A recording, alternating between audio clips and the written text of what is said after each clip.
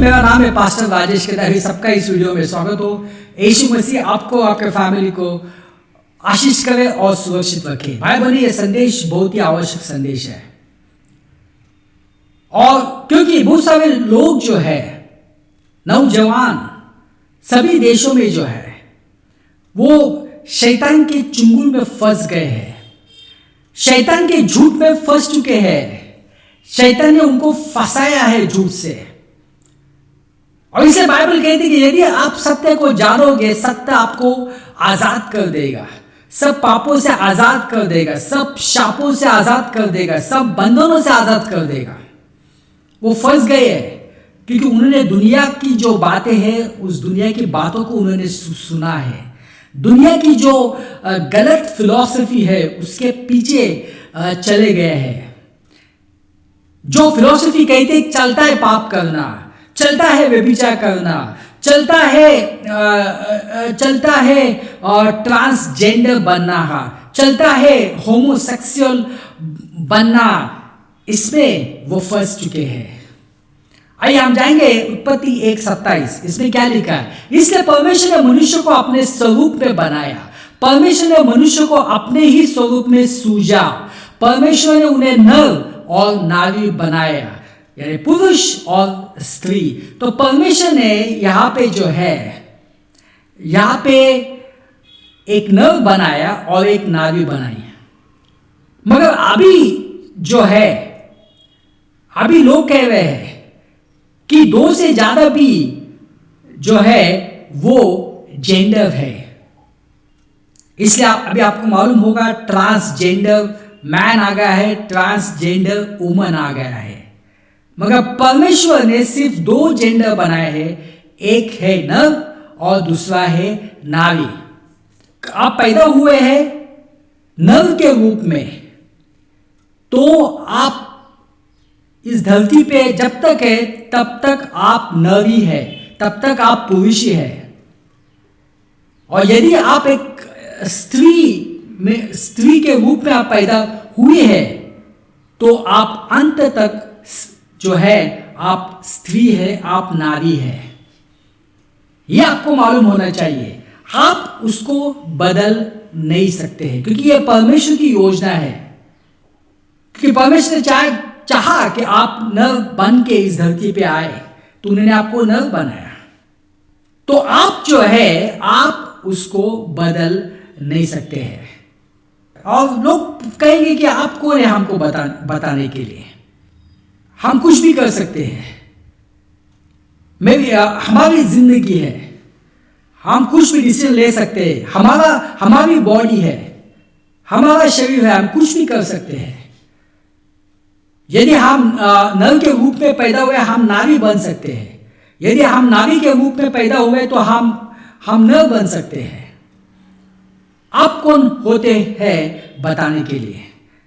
इसलिए जैसे कि आपको मालूम है कि माई लाइफ माई बॉडी, मेरी जिंदगी मेरा शरीर। बाइबल में यह गलत है, ये बाइबल के अनुसार नहीं है। क्योंकि बाइबल लिखा है कि जब हम मां की गर्भ में थे, तभी से परमेश्वर ने हमें चुना है, तभी से परमेश्वर हमें जानता है। और परमेश्वर ने हमको मां की गर्भ में जो है हमको बनाया है। और इस धरती पे आज हम हैं परमेश्वर के वजह से। परमेश्वर ने हमको इस धरती पे लेके आए। तो इसलिए हम कह नहीं सकते हैं कि मेरी लाइफ है और मेरा शरीर है। हम कह नहीं सकते कि मैं कुछ भी डिसीजन ले सकता हूं इस जिंदगी में, क्योंकि ये आपकी जिंदगी नहीं है। इसलिए जो भी हमें डिसीजन लेना है जिंदगी में, वो जो है वो परमेश्वर के मुताबिक हमें लेना है। और हमारा शरीर जो है वो सब परमेश्वर का है। हमारे आंखें परमेश्वर की है, कान परमेश्वर की है, हमारी जो जुबान है वो परमेश्वर की है, हमारा दिल परमेश्वर का है, हमारा रिप्रोडक्टिव ऑर्गन्स परमेश्वर के हैं, हमारे हाथ परमेश्वर के हैं, हमारे पाँव परमेश्वर के हैं, सब कुछ परमेश्वर का है। तो यदि सब कुछ परमेश्वर का है तो हम ये नहीं कह सकते कि ये मेरा शरीर है, ये मेरी लाइफ है, मैं कुछ भी कर सकता हूँ, मैं एक नारी बन सकता हूँ, मैं एक नर बन सकता हूँ। नहीं, ऐसा आप कर नहीं सकते। ये बाइबल के अनुसार, ये परमेश्वर के अनुसार नहीं होगा। अभी जैसे कि आपको मालूम है कि ट्रांसजेंडर वुमन और ट्रांसजेंडर मैन, ट्रांसजेंडर वुमन का मतलब क्या होता है? ट्रांसजेंडर वुमन का मतलब क्या होता है कि वो पैदा हुआ है नर के रूप में, वो नर है, वो पुरुष है, मगर कुछ हुआ, उसको लगने लगा कि वो अभी पुरुष नहीं है, वो अभी स्त्री है, तो वो जो है वो खुद को स्त्री समझने लगा, स्त्री जैसे बातें करने लगा, स्त्री जैसे कपड़े पहनने लगा, और वो जो है वो पुरुष के साथ उसने वो गैर संबंध रखने लगा। अभी किसने फंसाया उसको? शैतान ने उसको फंसाया। शैतान ने जो फंसाया, कहा कि तू जो है, हाँ भले तू पुरुष के रूप में पैदा हुआ है, तू पुरुष नहीं है, तू स्त्री है। और वो शैतान के झूठ में आ गया, क्योंकि वो उसने जो है परमेश्वर के लिए समय नहीं दिया, उसने परमेश्वर का वचन नहीं पढ़ा, परमेश्वर की आराधना नहीं की, स्तुति नहीं की, तो सच्चाई का उसको पता नहीं चला। शैतान आया और उसके दिल में झूठ बोला, हे तू पुरुष नहीं है, तू स्त्री है। उसका जीवन बर्बाद कर डाला। अभी वो स्त्री जैसे जीवन जीवा है और जो पुरुष ने उसके साथ सो रहा है। वैसे ट्रांसजेंडर मैन होते, ट्रांसजेंडर मैन यानी वो पैदा होते एक स्त्री के रूप में, मगर उनको लगने लगता है कि वो अभी स्त्री नहीं है, वो पुरुष है, वो पुरुष जैसा व्यवहार करने लगते हैं, उनके जैसा कपड़े पहनने लगते हैं, और वो पुरुष के और वो जो है दूसरे स्त्रियों के साथ वो गलत संबंध बनाते हैं। शैतान ने उनको फंसाया है। और शैतान क्या चाहता है? शैतान चाहता है कि उनका धरती का ये जीवन बर्बाद हो और उसके बाद वो नरक में जाए। आइए हम कुछ वचन पढ़ते हैं। हम जाएंगे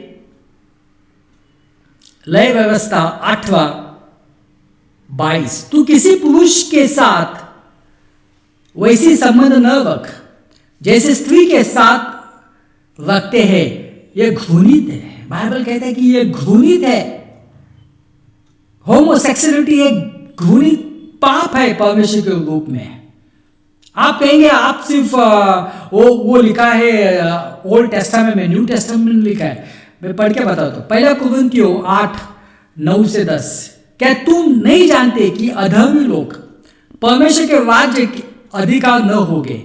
धोखा न खाओ, न व्यभिचारी, न मूर्ति पूजक, न व्यभिचार करने वाले, न पुरुष जो पुरुषों के साथ संबंध रखते हैं।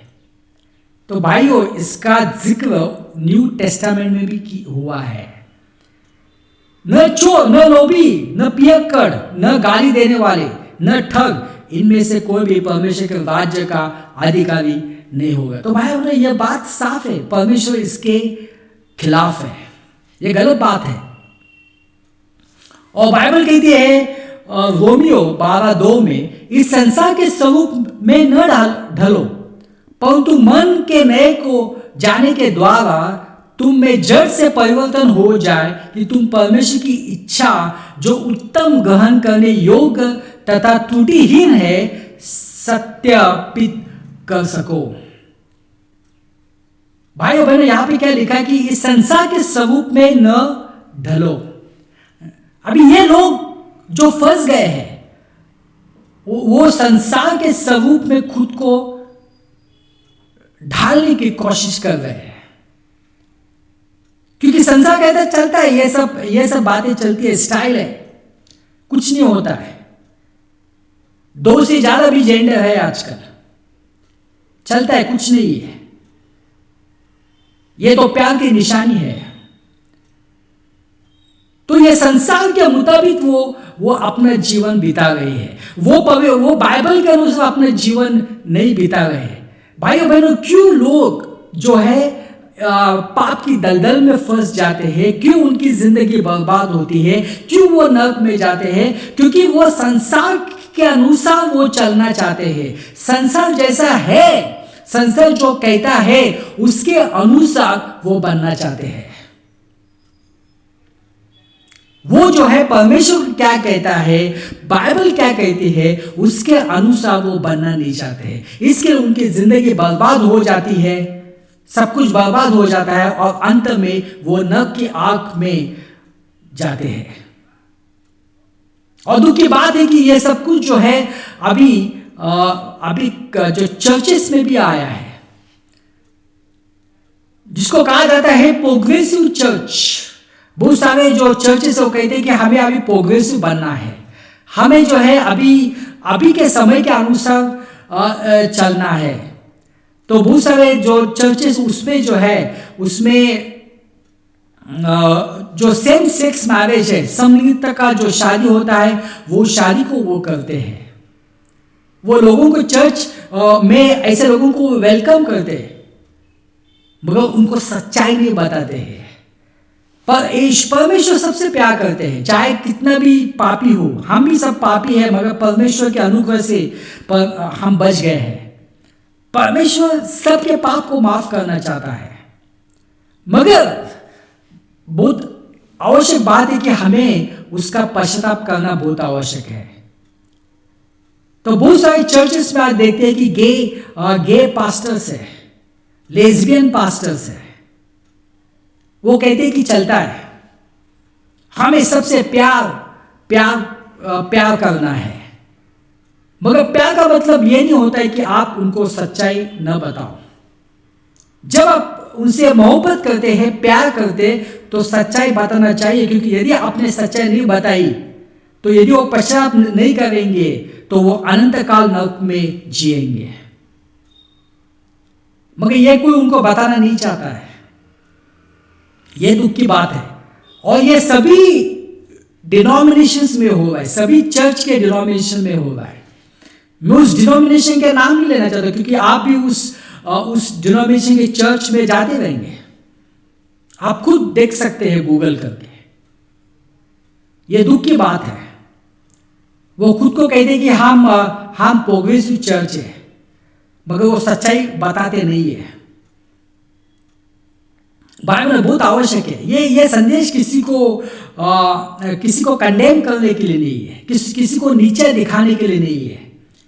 यह संदेश इसलिए है ताकि हम सब पश्चाताप करें, क्योंकि पश्चाताप से हमें उद्धार मिलता है। जब हम यीशु मसीह के ऊपर विश्वास करते हैं, यीशु मसीह ने जो लहू बहाया है, जब उसके ऊपर विश्वास करते हैं, हमारे पाप की सब क्षमा हो जाती है और हमें उद्धार मिलता है। तो ये सब बातों का पश्चाताप करना बहुत ही आवश्यक है। आइए हम प्रार्थना करते हैं। पिता परमेश्वर, धन्यवाद देते हैं समय के लिए। यह सब प्रार्थना यीशु मसीह के नाम से करते, आमीन।